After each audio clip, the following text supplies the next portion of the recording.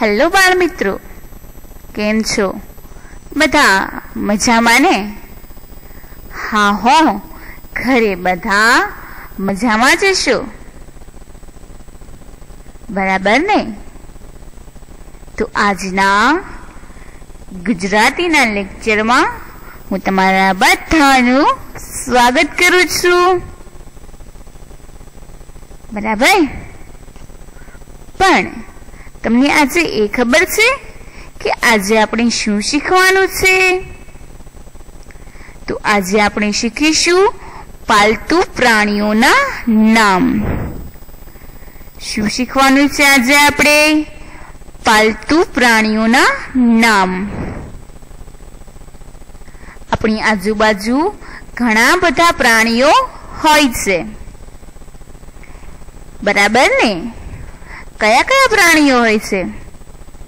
આપણા બધાના ઘરની આજુબાજુ ઘણા બધા પ્રાણીઓ હોય છે. તમે લોકો એ પ્રાણીઓને જોવો છો ને, બરાબર ને? તો કયા કયા પ્રાણીઓ હોય છે? જો હું નામ લઉં છું, તમારે બધાએ ધ્યાનથી સાંભળવાનું છે. કૂતરો, બિલાડી, ગાય, ભેંસ, બકરી, ઘેટું, આ બધા જ આપણા પાલતુ પ્રાણીઓ છે, બરાબર? અને ઘણા લોકો એને પાળતા હોય છે, બરાબર છે? અને આ પાલતુ પ્રાણીઓ આપણને ઘણી બધી રીતે મદદ કરતા હોય છે. જેમ કે કૂતરો જે હોય છે એ આપણા ઘરની ચોકી કરે છે. પછી ગાય અને ભેંસ, તો ભાઈ ગાય અને ભેંસ આપણને દૂધ આપે છે. એની પછી ઘોડો, તો ભાઈ ઘોડા ઉપર બેસી અને આપણે લોકો સવારી કરી શકીએ છીએ, બરાબર છે? તો હવે આપણે લોકો એક પછી એક બધા જ પ્રાણીઓના નામ શીખીએ અને સાથે સાથે એ પણ જોતા જઈએ કે એ પ્રાણીઓ કેવા હોય છે. તો જુઓ, સૌથી પહેલું પાલતુ પ્રાણીનું નામ છે ગાય. શું છે? ગાય. તમે બાજુમાં જે ચિત્ર જોઈ રહ્યા છો એ ગાયનું ચિત્ર છે, દેખાય છે ને? તો ભાઈ હિન્દુ ધર્મમાં ગાયને માતા માનવામાં આવે છે અને એની પૂજા કરવામાં આવે છે. અને ગાય જે હોય છે એને 4 પગ હોય છે, 2 આંખો હોય છે, 2 કાન હોય છે અને એના માથા ઉપર 2 શિંગડા હોય છે, બરાબર છે? આ ગાય જે હોય છે એને ઘણા લોકો પાળતા હોય છે અને એ ગાયને પાળી અને પછી એને ઘાસ ખવડાવે છે, એટલે ગાય આપણને દૂધ આપે છે, બરાબર છે? તમે બધાએ ગાયને જોઈ જ હશે, જોઈ છે ને? તો તમારે યાદ રાખવાનું છે કે ગાય આપણને દૂધ આપે છે અને ગાય પાલતુ પ્રાણી છે, બરાબર છે? તો હવે તમે લોકો આ ગાય જે શબ્દ છે એ તમારી બુકમાં લખો.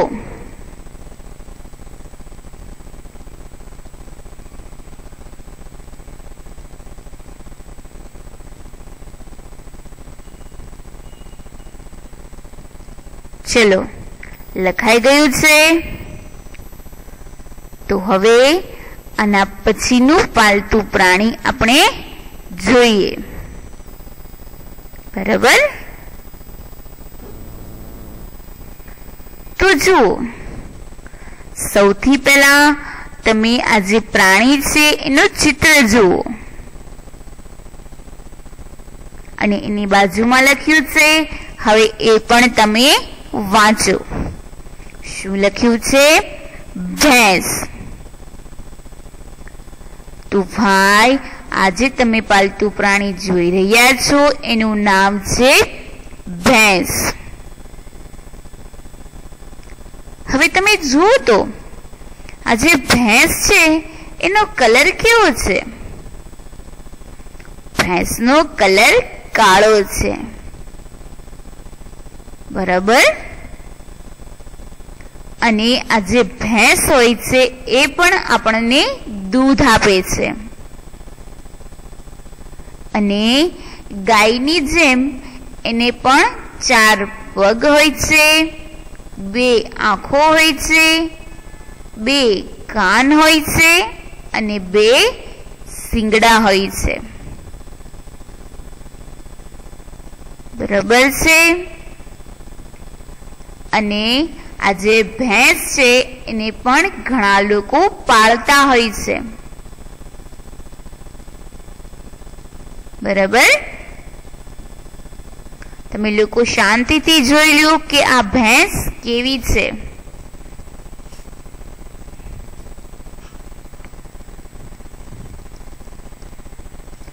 ચલો, જોઈ લીધી તમે લોકોએ ભેંસને. હવે તમને લોકોને એ ખબર છે કે આ ભેંસ ખાય શું? તો ભાઈ, આ ભેંસ જે હોય છે એને ચરવા માટે ચારો હોય છે, એટલે કે ઘાસ હોય છે. અને આપણે એને રોટલી ખવડાવીએ તો એ રોટલીને પણ ખાય છે. અને બીજું કંઈ પણ આપણે એને ખાવા આપીએ, જેમ કે શાકભાજીની છાલ હોય તો એ ખાઈ જાય છે. બરાબર છે? તમારામાંથી ઘણા લોકોએ આ ભેંસને જોઈ હશે.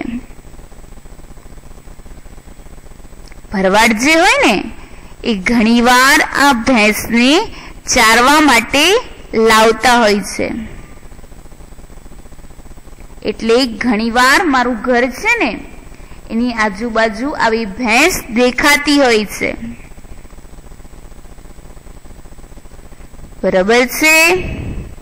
તમારે લોકોએ યાદ રાખવાનું છે કે ભેંસ આપણને દૂધ આપે છે. બરાબર? હવે આ પાલતુ પ્રાણીનું નામ તમે તમારી બુકમાં લખો.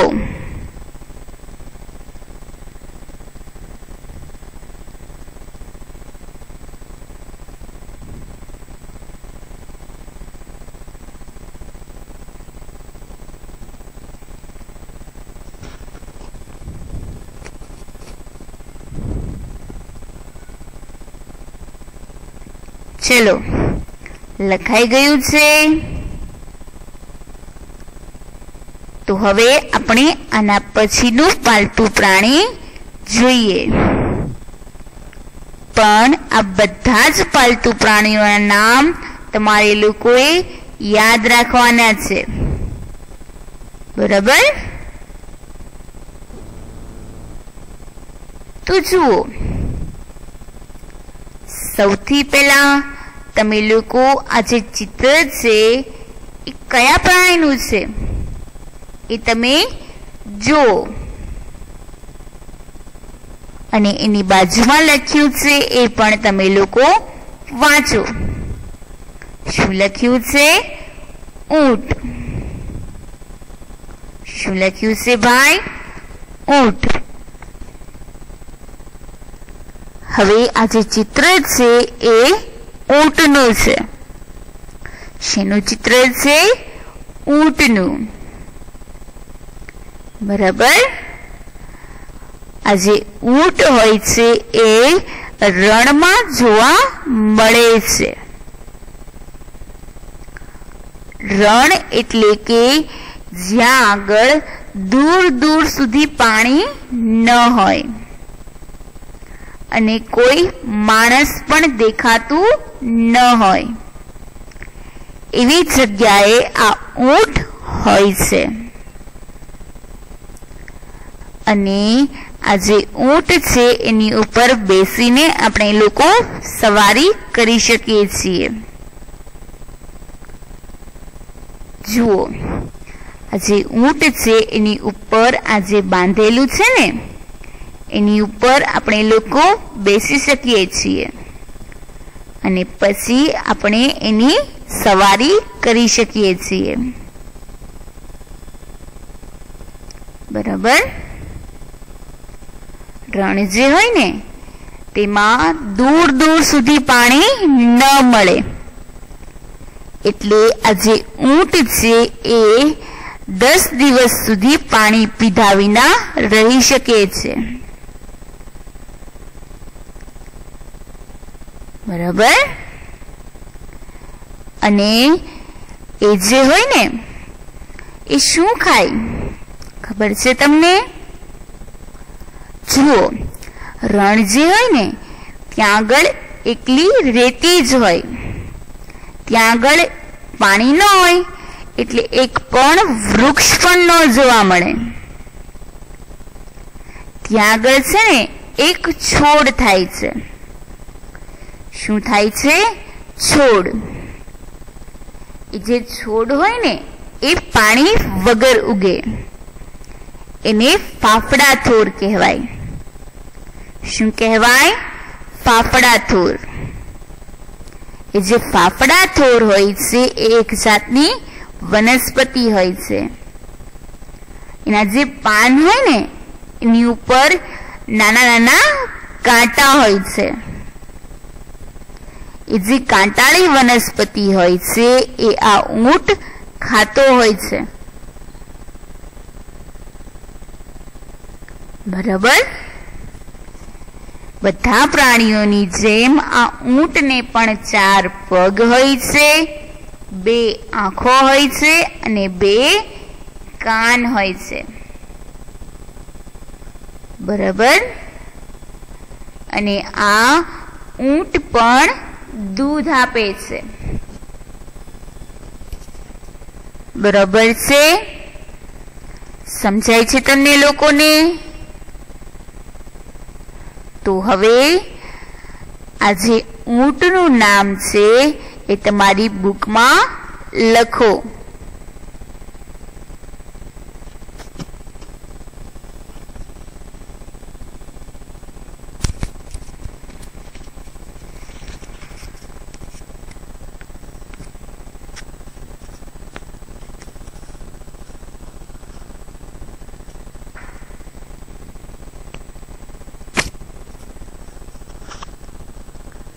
ચલો, લખાઈ ગયું છે.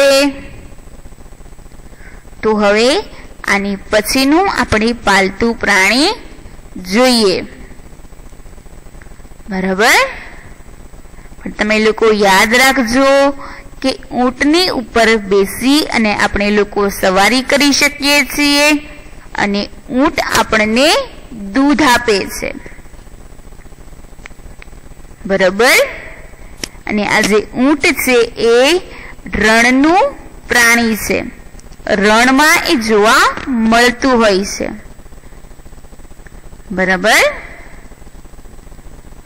ઘણીવાર તમે લોકોએ આ ઊંટને જોયું હશે.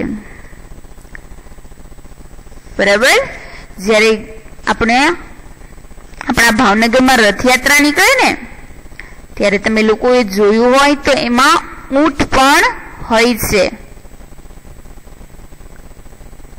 બરાબર છે?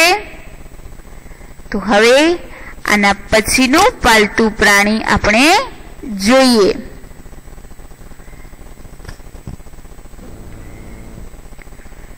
તો જુઓ, સૌથી પહેલા આજે તમે ચિત્ર જુઓ, એ કયા પ્રાણીનું ચિત્ર છે? ખબર છે તમને? તો બાજુમાં લખ્યું છે. આ ચિત્ર જે છે એ હાથીનું છે. શેનું છે? હાથીનું. બરાબર. પ્રાણીઓમાં સૌથી વધારે વજન ધરાવતું પ્રાણી એટલે કે હાથી. બધા પ્રાણીઓની અંદર સૌથી વધારે વજનવાળું પ્રાણી હોય છે હાથી. બરાબર ને? તમે ચિત્રમાં જુઓ, હાથી કેવો છે, એનો કલર કેવો છે. જુઓ, આ હાથીને જોઈને મને એક જોડકણું યાદ આવી ગયું. તમને લોકોને યાદ આવે છે? આપણે લોકો બાલઘરમાં ગાતા હો. યાદ છે તમને લોકોને? કે હું યાદ કરાવું તમને? તમે લોકો પેલા યાદ કરો હો. યાદ આવે છે કોઈને? ઘણાને યાદ આવી ગયું હશે, તો ઘણાને યાદ નહીં આવ્યું હોય. એટલે હું તમને લોકોને ફરી એક વખત યાદ કરાવું છું. હાથી ભાઈ તો જાડા, લાગે મોટા પાડા, આગળ લટકે લાંબી સૂંઢ, પાછળ લટકે ટૂંકી પૂંછ. યાદ આવ્યું? હા હો, હવે ઘણાને યાદ આવી ગયું હશે. બરાબર છે? આ જે હાથી હોય છે એની આગળ જે હોય છે એ એની સૂંઢ હોય છે, અને એની સૂંઢ ખૂબ જ લાંબી હોય છે. અને હાથીની પૂંછડી અત્યારે દેખાતી નથી, પણ એ થોડીક ટૂંકી હોય છે. બરાબર છે? આ હાથી અવડો મોટો હોય ને, પરંતુ તમે લોકોએ હાથીને જોયો હોય તો ખબર હશે. હાથી એવડો મોટો હોય, પરંતુ એની જે આંખ હોય છે એ સાવ નાની નાની, ઝીણી ઝીણી હોય છે. એના કાન જે હોય છે એ ખૂબ જ મોટા હોય છે. એટલે આપણે એમ પણ કહી શકીએ કે એના કાન સુપડા જેવા હોય છે. અને એના પગ પણ ખૂબ જ જાડા હોય છે. એટલે ઘણા લોકો એમ પણ કહેતા હોય છે કે એના પગ થાંભલા જેવા હોય છે. બરાબર? અને તમે લોકો એના દાંતને જુઓ, કેવા છે? દેખાય છે ને? તો ભાઈ, આ જે હાથી હોય છે એને શું ભાવે ખબર છે તમને? તો ભાઈ, હાથીને કેળું ખૂબ જ ભાવે છે. આપણે લોકો એને કેળું આપીએ ને તો એ સૂંઢથી પકડી લે છે અને પછી એ કેળાને ખાય છે. બરાબર છે? અને આ હાથી જે છે એ પણ સવારી માટે ઉપયોગી પ્રાણી છે. એની ઉપર એક જાતનું એક વસ્તુ બાંધવામાં આવે છે અને એની અંદર બેસીને ઘણા લોકો એની સવારી કરતા હોય છે. બરાબર છે? સમજાય છે તમને લોકોને? ઘણા લોકોએ હાથીને જોયો હશે. જોયો છે ને? તમે લોકો સર્કસ જોવા તો જતા જ હશો. જાઓ છો ને? તો એ સર્કસમાં આ હાથી નવા નવા કરતવ દેખાડતો હોય છે. બરાબર છે ને? આ જે હાથી હોય છે એ શરીરમાં ખૂબ જ જાડો હોય છે, એટલે એ ઘણું બધું ખાય છે. આપણે એને જેટલું આપીએ ને એ બધું જ એ ખાઈ જાય. એનું એ શરીરમાં જાડો હોય એટલે એનું પેટ પણ ખૂબ જ મોટું હોય છે. એટલે આપણે એને જેટલું આપીએ એટલું બધું એ ખાઈ જાય છે. બરાબર છે? પછી તમને લોકોને એ ખબર છે કે આપણે લોકો રોજ નાહીએ ને એમ આ જે હાથી હોય છે એ પણ નાય છે. એની જે સૂંઢ હોય છે ને એ ખૂબ જ લાંબી હોય છે. એની સૂંઢમાં એ પાણી ભરી લે છે અને પછી એ સૂંઢ ઊંચી કરી અને એ ફુવારાની જેમ આખા શરીરને નવડાવે છે. એને પણ પાણી ખૂબ જ ગમે છે. આ હાથીને પણ ઘણા બધા લોકો પાળતા હોય છે. બરાબર છે?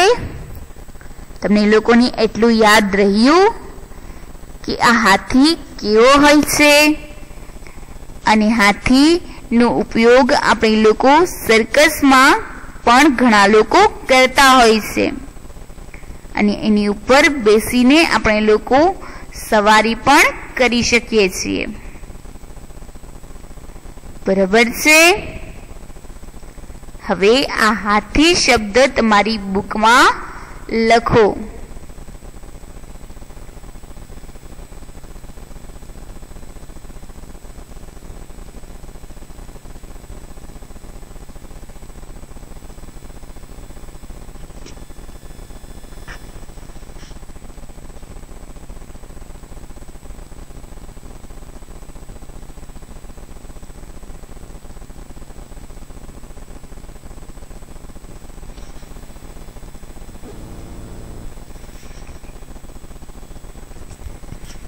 ચલો, લખાઈ ગયું છે. તો હવે આના પછીનું પાલતુ પ્રાણી આપણે જોઈએ. બરાબર છે? તો જુઓ, સૌથી પહેલા તમે લોકો ઉપર વાંચો. શું લખ્યું છે? ઉપર લખ્યું છે ગધેડો. શું લખ્યું છે? ગધેડો. બરાબર છે? હવે તમે લોકો આ જે પ્રાણીનું ચિત્ર છે એ તમે લોકો જુઓ કે ગધેડાનો કલર કેવો છે. તો ભાઈ, ગધેડાનો કલર રાખોડી છે. કેવો કલર છે? રાખોડી અને સફેદ. બરાબર? બધા જ પ્રાણીઓની જેમ આ ગધેડાને પણ 4 પગ હોય છે, 2 આંખો હોય છે, 2 કાન હોય છે અને 1 પૂંછડી હોય છે. બરાબર? પહેલાના સમયમાં જ્યારે વાહનો ન હતા ત્યારે લોકો ગધેડા ગાડીનો ઉપયોગ કરતા અને ઘણા લોકો આની ઉપર માલ અને સામાન રાખી એક જગ્યાએથી બીજી જગ્યાએ પહોંચાડતા. જેની પીઠ હોય ને એની ઉપર એક જાતની જોડી જેવું બાંધવામાં આવે અને એની અંદર કોઈ પણ સામાન મૂકવામાં આવે.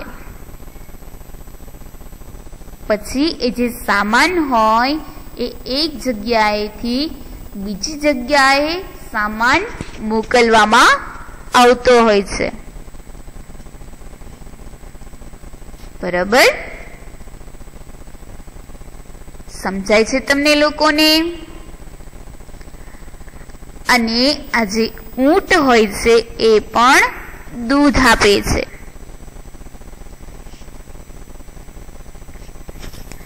ગધેડો જે હોય છે એ પણ આપણને દૂધ આપે છે.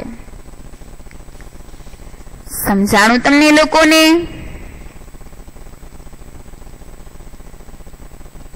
બરાબર છે? તો હવે આ જે ગધેડો શબ્દ છે એ તમારી બુકમાં લખો.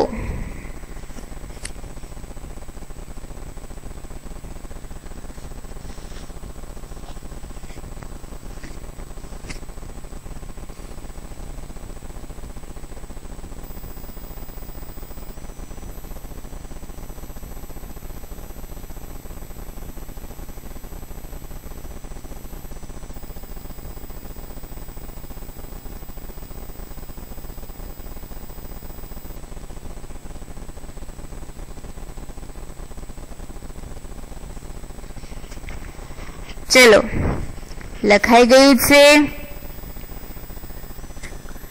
તમને લોકોને યાદ રહ્યું ને કે કયા કયા પ્રાણીઓ દૂધ આપે છે?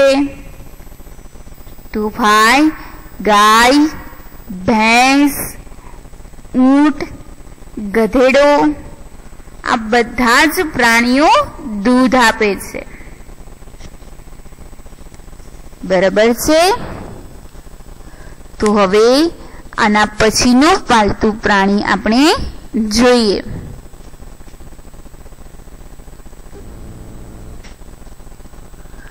તો જુઓ, સૌથી પહેલા ઉપર લખ્યું છે, તમે લોકો વાંચો.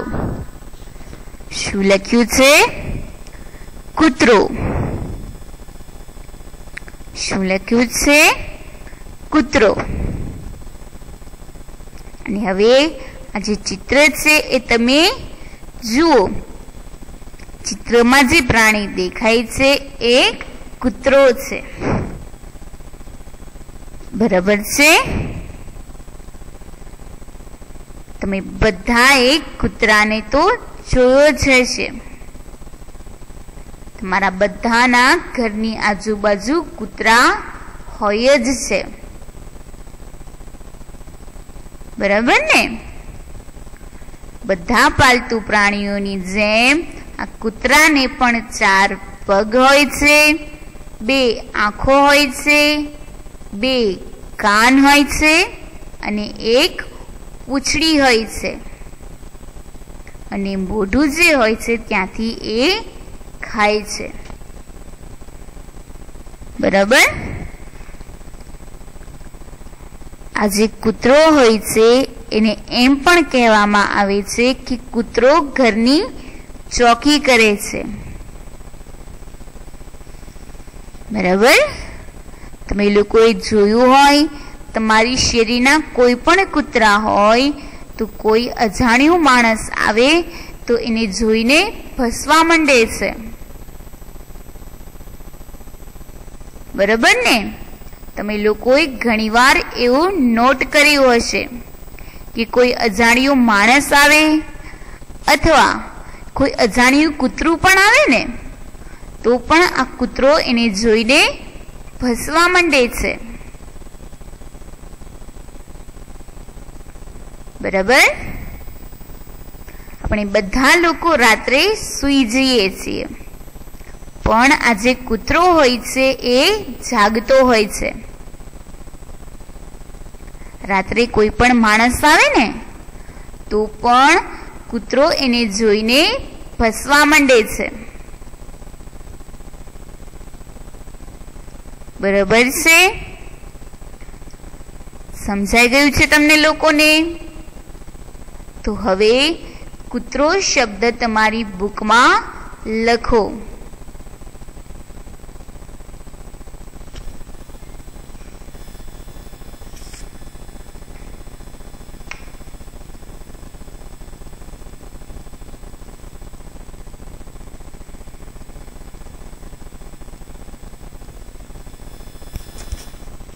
ચલો લખાઈ ગયું છે.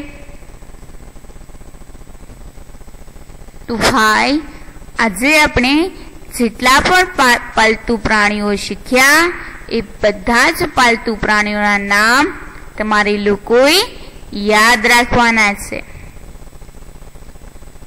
બરાબર છે? અને બધા જ પાલતુ પ્રાણીઓ આપણને લોકોને અલગ અલગ રીતે મદદરૂપ થાય છે.